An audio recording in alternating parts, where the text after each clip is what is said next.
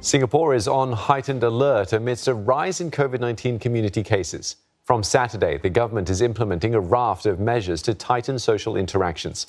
Stricter border controls will also be put in place to minimise the risk of more variant cases entering the country. Deborah Wong reports. In just a few days, Singapore will be tightening restrictions for 3 weeks from 8 to 30th May. Size of gatherings allowed will be reduced from 8 to 5 in Singapore. Now, this will apply to visitors per household too. As for workplaces, the current 75% limit will be scaled down to 50%. Crowd capacities for live events and funerals will be reduced, while sports events with mass spectator participation will be suspended.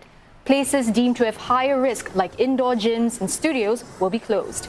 And to boost contact tracing, implementation of Trace Together Safe Entry will start from 17 May instead of 1st June. Now, the task force made it clear that this isn't a circuit breaker.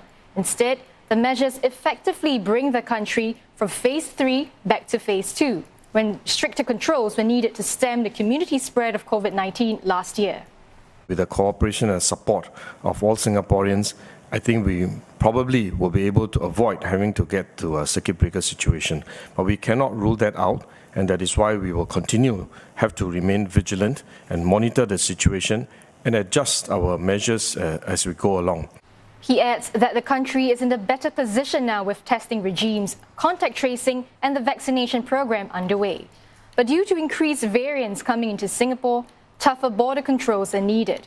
A Singapore stay-home notice will be extended to 21 days from 14 days for higher risk areas such as Fiji and Vietnam.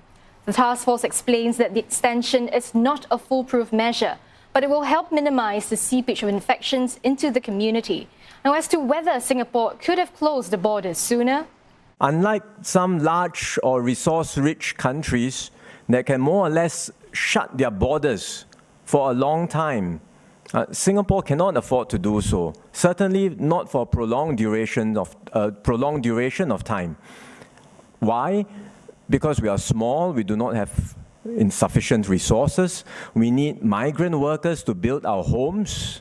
We need migrant workers across a wide range of essential services for our own needs.